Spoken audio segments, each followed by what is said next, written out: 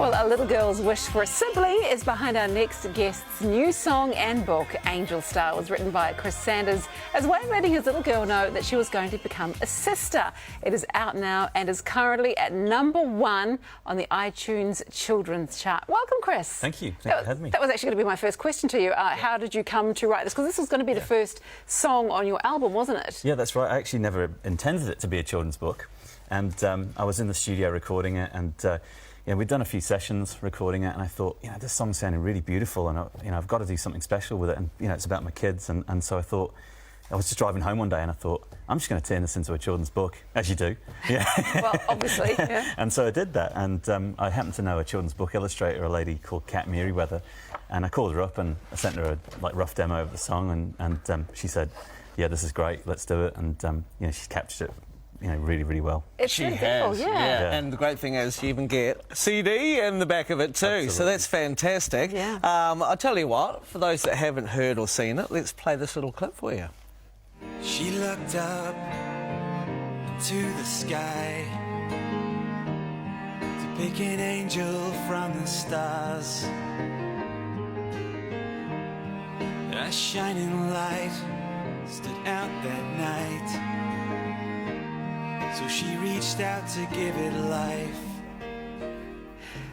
So I was talking before, and you probably don't have kids, so you may not be so familiar with this, but I described it as sort of an emo wonky donkey, didn't I? And you actually knocked wonky donkey off the top of the charts. That's my claim to fame, knocked wonky donkey off the top. And, that's quite a big deal. Yeah, and I beat, in the general charts, it went to #8 as well, and I beat Justin Bieber. I was above him as well, so I was pretty chuffed with that. So I want to know a little bit more about your history. Have you been writing books and songs all your life? No, this is the first. I've been writing songs probably for maybe the last sort of 12, 15 years or so, and but this is the first children's book I've ever done, and it's quite a good way to start off my children's book writing career. No, because a lot of the authors we've talked to say that writing children's books can quite often be harder than writing adult novels. Did you find that? Not really, no. It was kind of because I wrote it as a song initially, and the book is just the lyrics of the song. I've been quite used to writing, songs all the time, so it wasn't really that hard for me personally. The song only took me maybe a couple of hours to actually write. And kids love that sort of lyrical way of reading books, so it goes quite naturally. And also you've written about your child. What a beautiful way to announce to your daughter that she's getting a sibling, because I seem to recall mine, I just went, guess what's in Mummy's tummy? Another little brother. Yeah. I suppose that can be the thing, with introducing another child into the family. There can probably be a little competitiveness there, and this is kind of a nice way to introduce another child to the family. It's an overachieving way. Maybe. I'm not expecting every parent to write children's books. And how did she react to the news that she was having a sister? Oh, she thought it was great. Right. Yeah, she absolutely adores her sister, and maybe this book is part of the reason why she's bonded with her so well. So what you don't have to do, the parents don't have to do it, we just have to buy this book. Yes. And that's how we can do the announcing. Absolutely. Go, hey, guess what? Read this, listen to the CD, you'll be good. Absolutely, yeah. And it's at Paper Plus and Whitcoulls nationwide, so it's nice and easy to get hold of.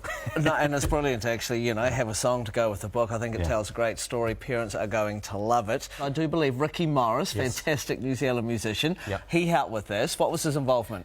Ricky produced the song. So after I was actually, written the song, and I thought, I don't have any recording system at home or anything, so I've just got a little computer, and one night my kids were sleeping upstairs, and I was whispering it into my recording system at home, and it was pretty quiet, and I thought, I'll email this to Ricky, and see what he thinks, and he came back straight away. He was like, beautiful, we've got to record this. So I've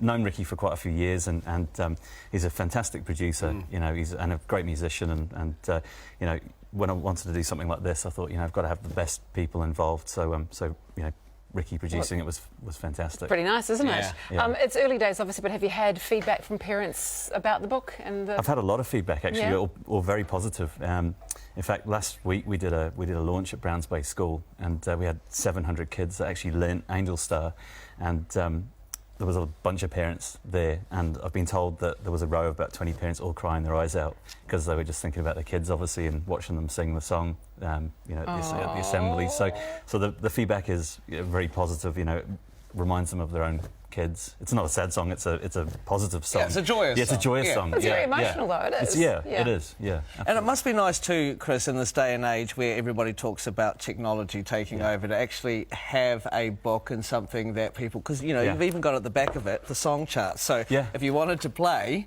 you can play it. It must be quite rewarding seeing this in people's hands. Yeah, absolutely. I mean, that was one thing I just wanted. People have said, are you going to bring out an iPad version or a digital version? And the answer has been no, because I really think it's nice, something tangible that people can go and pick up and feel, and a CD that they can listen to. It's like, put that on at bedtime. There you go. That's your night-night song. Exactly. Tell me about your association with Child Matters. Yeah. So about 6 months ago, I always thought it would be nice if something I'd written about my children could help other children. So and in the story, it's about my daughter Emmy, who picks a star in the sky, and then she takes the star on this adventurous journey down mountains and across rough seas, and she's protecting that star the whole way back to the family home. And so, Child Matters are a top of the mountain charity. They're a child abuse charity, so they are there to educate people to help prevent and to identify child abuse. So for me, it was a perfect fit. It was helping other kids that might be in danger. So. Yeah. And are you going to do more of this sort of stuff? Absolutely. What's next? Angel toddler? That one. Angel teen? That'll be interesting. Who knows? No, I have got a second and a third one written.